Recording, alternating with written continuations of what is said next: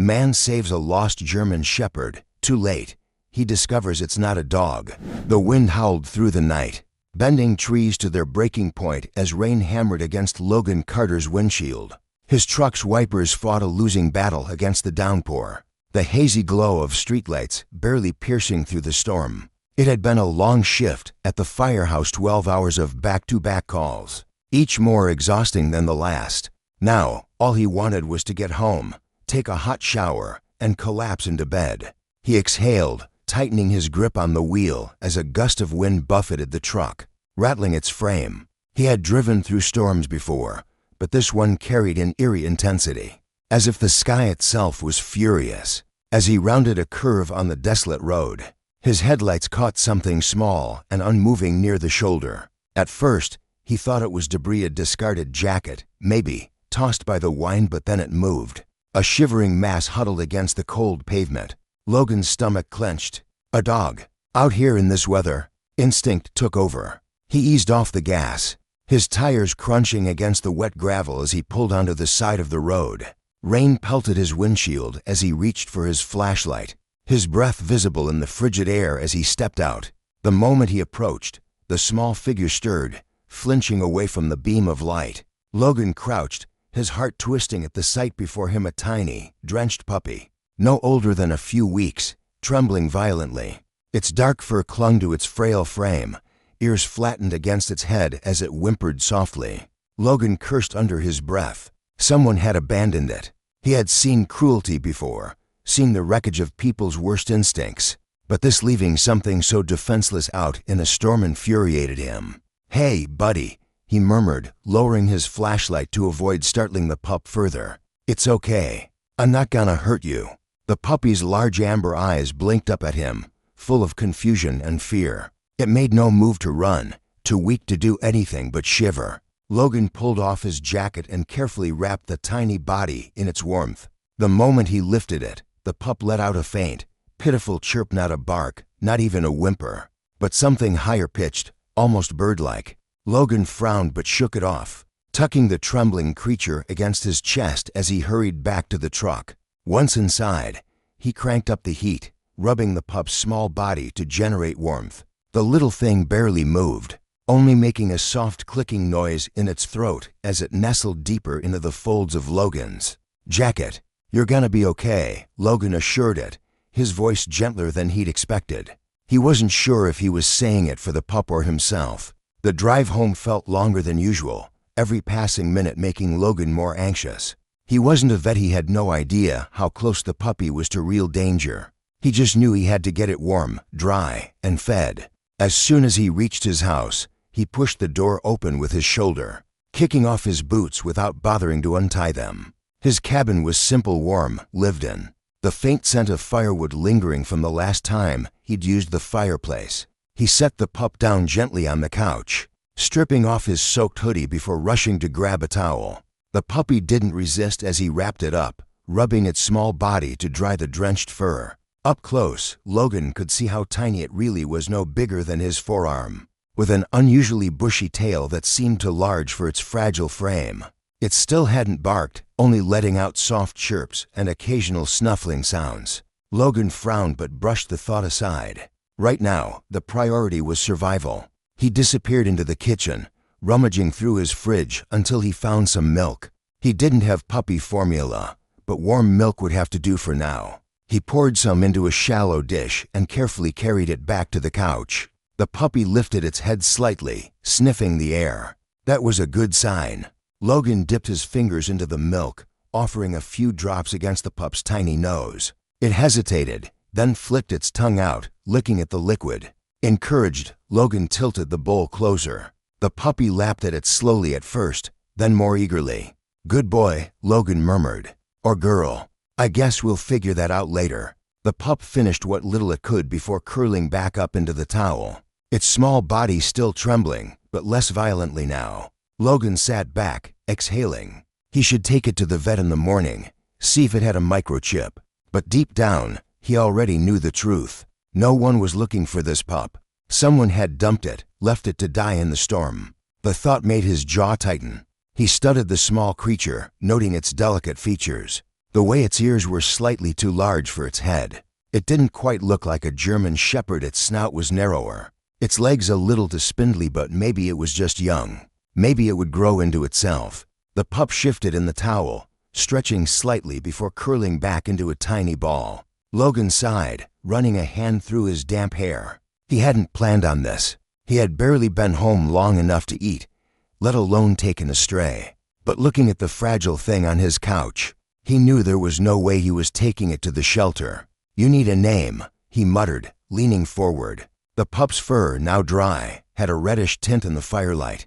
Its large, watchful eyes reminded him of something untamed, something wild. "Rusty," he decided, reaching out to scratch the soft fur behind its ear. Rusty chirped again, leaning into the touch. Logan chuckled. "That's not how dogs sound, you know," he mused, but Rusty didn't seem to care. Shaking his head, Logan settled back onto the couch, stretching his legs out as the warmth of the fire seeped into his tired muscles. He had no idea what he was getting himself into. He only knew that, for now, Rusty was safe, and that was enough. Days passed, and Rusty settled into Logan's home as if he had always belonged there. The once shivering bundle of fur had grown more energetic, scampering around the living room with clumsy enthusiasm, his tiny paws skidding on the wooden floor. Logan found himself unexpectedly charmed by the little creature. He had never intended to keep a pet, never thought of himself as the type. But Rusty had other plans. The pup followed him everywhere, curling up at his feet when he drank his morning coffee, dozing against his side in the evenings when he read by the fire. It had been years since anything had warmed the quiet spaces of Logan's home the way Rusty did. Even his firefighter buddies noticed the change when they came over for poker night. "Didn't peg you for a dog guy, Carter," Sam teased, watching as Rusty curled up on Logan's lap. "He doesn't seem like your style." Logan only shrugged, scratching Rusty's head. "Wasn't exactly planned." The pup let out a small chirp in response, a sound so unlike a bark that it made the others pause. "What the hell was that?" Dave frowned, setting down his beer. "Did he just chirp?" Logan chuckled, though the sound had puzzled him too. "Yeah, he does that sometimes. He's got quirks." The table exchanged glances, but no one questioned it further. The game continued, Rusty snoozing contentedly against Logan's chest, unaware of the growing questions in his owner's mind.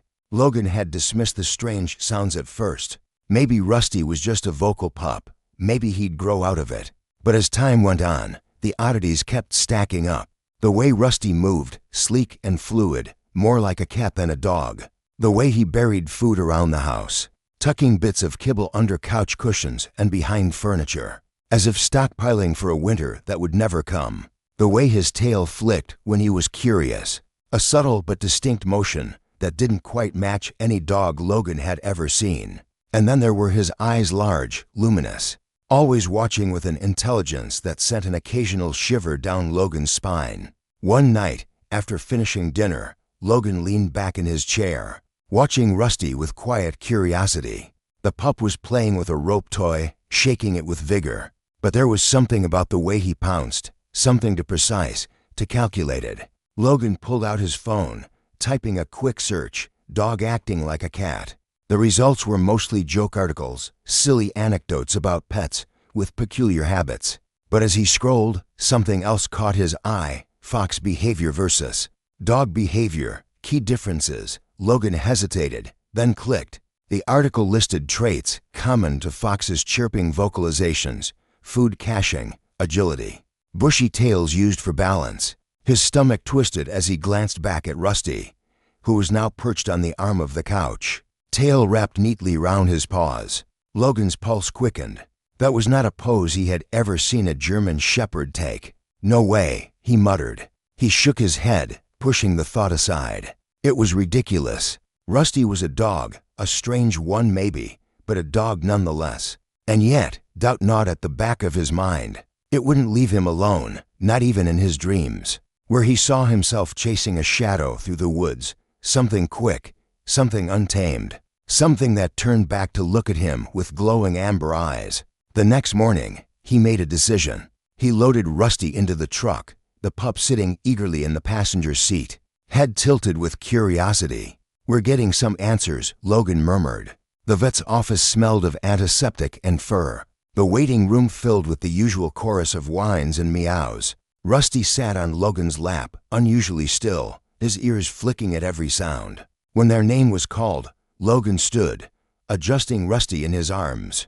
"Doctor." Myers, an older woman with sharp eyes and a kind smile, greeted them warmly. "So what can we do for you today?" Logan hesitated, then sighed. "This might sound crazy, but can you check if he's really a dog, doctor?" Myers raised a brow. "Excuse me." Logan rubbed the back of his neck. "He does weird things. Doesn't bark, only chirps. Stashes food everywhere. Moves like a cat. And I did some reading last night. He's got a lot of traits that sound more fox-like."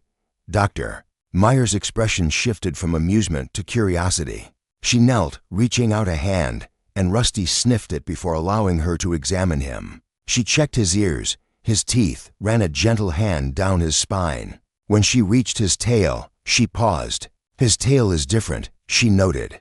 "Very thick at the base. More like a fox's than a dog's." Logan's stomach dropped.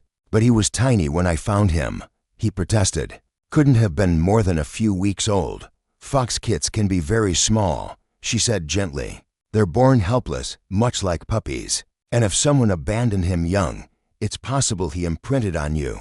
Logan swallowed, his heart hammering. "So what do we do, doctor?" Myers sighed. "The best way to be sure is a DNA test. It'll take a few days for results, but I can send it out today." Logan nodded numbly. He watched as she swabbed the inside of Rusty's cheek, bagging the sample with careful hands. When they left the office, Logan felt the weight of the unknown pressing on his chest. Rusty, oblivious, hopped into the passenger's seat, curling into a ball. Logan ran a hand down his face. If Rusty wasn't a dog, what did that mean for them? The waiting was the worst part. Logan found himself checking his phone more times than he cared to admit, refreshing his email as if the results would arrive faster through sheer willpower. Days passed, each one dragging longer than the last, stretching his patience thin. In the meantime, Rusty continued being Rusty, chirping instead of barking, darting around the house with impossible speed, curling up on the couch in ways no normal dog should. Logan told himself it didn't matter, that whatever the test said, Rusty was still the same creature he had rescued from the storm. But doubt gnawed at him, creeping into his thoughts at odd moments, turning simple interactions into quiet moments of suspicion. He would catch Rusty watching him, those luminous amber eyes too sharp, to knowing. He would notice the way Rusty flicked his tail when startled, not wagging like a dog but twitching like something wilder, something untamed. And then there were the nights when Rusty would wake suddenly, ears pricked, body tense, staring at the darkened window as if he sensed something outside that Logan could not. The house had never felt lonely before. Now, it felt like it held two worlds, one Logan understood and another he didn't. The email arrived on a Thursday evening, just as Logan was finishing dinner. His phone vibrated on the table, and for a moment, he only stared at the notification, reluctant to open it, as if delaying the inevitable would somehow change the answer. Rusty, curled at his feet, lifted his head at the sudden stillness. Logan exhaled, unlocked his phone, and tapped the message. The DNA report loaded in sections, a wall of text and numbers that blurred together until he forced himself to focus. His eyes locked onto the most important line: species, Vulpes vulpes red fox. The breath left his lungs in a slow, heavy exhale. He reread it twice, as if expecting the words to rearrange themselves, to tell him something different, but they didn't. Logan closed his eyes, dragging a hand down his face. He had known. Deep down, he had known all along. The chirps, the movements, the hoarding, it had all been right in front of him. Pieces of a puzzle he hadn't wanted to solve. Rusty was not a dog. He had never been a dog. The warmth of Logan's home, the steady rhythm of their routine, all of it had been built on a misunderstanding. His mind raced through what this meant, through the impossible situation he now found himself in. Keeping a fox as a pet was illegal without special permits. He had saved Rusty's life, but had he done the right thing by keeping him? If he had known from the start, would he have taken him in at all? A soft chirp pulled him from his thoughts. Rusty had lifted his head, ears perked, watching Logan with something eerily close to concern. Logan hesitated, then reached down, running a hand over Rusty's fur. The little fox leaned into his touch, eyes half closing, utterly content. Logan swallowed hard. "What am I supposed to do with you?" The logical choice was clear. He needed to contact a wildlife rescue, find someone trained to care for Rusty properly, someone who could release him into the wild where he belonged. But the thought of giving him up left an ache in Logan's chest that felt too much like loss. Rusty had been abandoned once. Logan had been the one to pull him from the cold, to keep him safe, to teach him that the world was not only cruel. He had promised, in those silent moments of warmth and care, that Rusty would never be alone again. Could he really break that promise now? That night, sleep didn't come easily. Logan lay awake, staring at the ceiling, his mind tangled in thoughts he didn't want to untangle. Rusty had curled beside him on the bed, his small body rising and falling in steady breaths. Logan turned his head, watching him in the dim glow of the bedside lamp. The little fox twitched in his sleep, paws kicking slightly, caught in whatever dreamscape wild creatures roamed. Logan exhaled slowly. Maybe he should wait, just for a little while, see if there was another option, something that didn't mean giving Rusty up completely. He had never been one to let rules dictate the right thing to do, and in this moment, in this quiet space that belonged to only them, the right thing felt clear. Rusty was home, and Logan wasn't ready to let him go. Logan woke up before dawn, the weight of uncertainty pressing against his chest like a physical thing. The reality of Rusty's true nature had settled over him overnight, heavy and inescapable. The little fox still lay curled beside him, his bushy tail tucked neatly round his small body, his breath steady and untroubled. Logan envied him. He reached out, fingers grazing the soft fur between Rusty's ears. The fox stirred slightly, making that odd little chirping noise before blinking up at him sleepily. Logan sighed, pulling his hand away. How was he supposed to do this?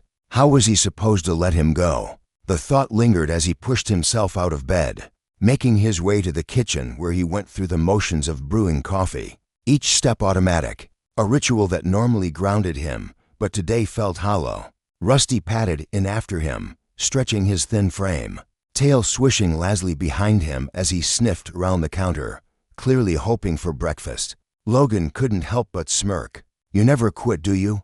he muttered, pouring kibble into a bowl before hesitating. He had been feeding Rusty like a dog, but was that even right? Should he be giving him something else? The idea that he had been caring for Rusty all wrong made his stomach twist. He had rescued him, saved his life, but had he done what was best for him? That doubt gnawed at him as he drank his coffee in silence, watching Rusty finish his food before hopping onto the couch, curling up like he always did. Logan ran a hand over his face. He couldn't put this off forever. He needed answers. By mid-morning, he was on the phone with a wildlife rehabilitation center 2 towns over. The woman on the other end listened as he explained the situation, his voice steady even though his hands clenched into fists at his sides. When he finished, there was a pause before she spoke, her voice kind but firm. "It's good that you reached out. Foxes aren't domesticated animals, and they require specialized care. Have you noticed any behaviors that indicate he might be struggling in a home environment?" Logan hesitated, glancing over at Rusty, who had begun gnawing on one of Logan's old boots. "Not really," he admitted. "He's comfortable here. He doesn't seem unhappy," the woman sighed. "That may be, but keeping a fox as a pet is illegal without a permit. The best thing for him is to be placed in a rehabilitation program, where he can learn to survive in the wild. It won't be easy, he's bonded to you, which complicates things, but we've worked with similar cases before." Logan's jaw tightened. He already knew where this conversation was heading.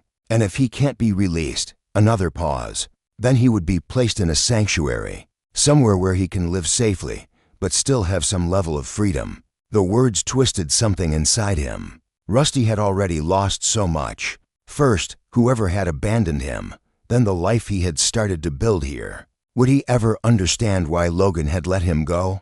Can I bring him in and see how he does?" Logan asked, his voice rough. "I just want to make sure it's the right choice," the woman agreed, and they arranged for him to bring Rusty in the next day. Logan hung up, staring at his phone for a long moment before shoving it onto the counter. Rusty had since moved on from the boot and now lay sprawled across the couch, his head resting on his paws, watching Logan with quiet curiosity. Logan swallowed the lump in his throat. "Guess we've got a trip tomorrow, bud." Rusty's ears twitched, but he remained still, as if sensing the heaviness in Logan's voice. The rest of the day passed in a blur of moments. Logan tried too hard to memorize Rusty, curling up beside him as he read on the couch. The way he tilted his head at every unfamiliar sound. The playful way he pounced on the throw blanket when Logan flicked it across the floor. Every little quirk, every small thing that made Rusty who he was. Logan tucked away, afraid that soon they would only be memories. That night, Rusty fell asleep curled against Logan's side, just like always. Logan didn't sleep much. When morning came, the sky was gray, a quiet reflection of the storm building inside him. He loaded Rusty into the truck, the little fox looking around with curiosity, but no fear. He trusted Logan completely, had never known anything other than the safety of his home, the warmth of his care. Logan gripped the steering wheel tighter, fighting against the nagging feeling that he was betraying that trust. The drive was silent, aside from the soft rustle of Rusty shifting in his seat. When they arrived, Logan hesitated before stepping out, his hands clenched at his sides. The rehabilitation center was small, but well kept, surrounded by tall trees and open land. A far cry from the confined, clinical place Logan had imagined. A woman greeted them, her smile warm but laced with sympathy. "You must be Logan." He nodded, lifting Rusty from the truck, the fox curling slightly against his chest. "Yeah." The woman led them inside, explaining the process, the steps they would take to assess whether Rusty could adapt to a natural environment. Logan barely heard any of it. All he could focus on was the moment he would have to place Rusty in someone else's hands. When the time came, Logan crouched down, setting Rusty onto the floor of the enclosed outdoor space they had prepared for him. Rusty sniffed the air, ears twitching, eyes alert. He didn't bolt, didn't panic. Instead, he turned back toward Logan, as if waiting for him to follow. Logan's chest ached. He reached out, fingers brushing Rusty's fur one last time. "You're gonna be okay," he murmured. Rusty chirped, nudging his head against Logan's hand, the simple gesture unraveling every last thread of Logan's resolve. He clenched his jaw, standing quickly before he lost whatever shred of control he had left. "Take care of him," he said, his voice hoarse. The woman nodded. "We will." Logan forced himself to turn away. Each step back to the truck felt heavier than the last, and when he finally slid into the driver's seat, gripping the wheel with white-knuckled hands, he realized something with absolute certainty. He wasn't ready to let Rusty go, and he wasn't sure he ever would be. The house felt different without him. The quiet wasn't peaceful anymore, it was hollow, stretching into every corner, pressing against Logan's chest with a weight he hadn't expected. He had spent years alone, had built a life around solitude without ever feeling lonely, but now, with Rusty gone, the emptiness was unbearable. The absence was everywhere. The couch where Rusty had curled up every night, the kitchen where he used to chirp impatiently for food, the foot of Logan's bed where he had made himself at home despite Logan's half-hearted protests. Logan had expected it to be hard, but he hadn't expected this. He hadn't expected to walk into his house and feel like it no longer belonged to him. Days passed in a fog. He went to work, handled calls, did everything he was supposed to, but it all felt mechanical. At night, he would sit by the fire with a book he never really read, glancing at the empty space where Rusty used to be. The weight in his chest didn't ease. It only grew heavier. And then, a week later, the phone rang. Logan almost didn't answer. He had forced himself not to call the rehabilitation center, not to ask how Rusty was doing, because he knew hearing about him but not seeing him would be worse. But something in his gut told him to pick up this time. He pressed the phone to his ear, bracing himself. "Mr. Carter," it was the woman from the center, her voice careful. "We need to talk about Rusty." Logan's grip tightened. "What happened?" There was a pause. "He won't leave the enclosure. He won't eat unless we hand-feed him. He doesn't interact with the other foxes. He doesn't behave like a wild animal at all." Logan swallowed, his heart hammering against his ribs. What does that mean? It means he's bonded to you more than we expected. Some rescues adapt, but Rusty, he doesn't seem to want to. Another pause, then a softer tone. We can keep trying, but we wanted to give you another option. Logan barely breathed. What option? If you're willing, we can help you apply for a special permit. It's rare, but given Rusty's situation, you might qualify.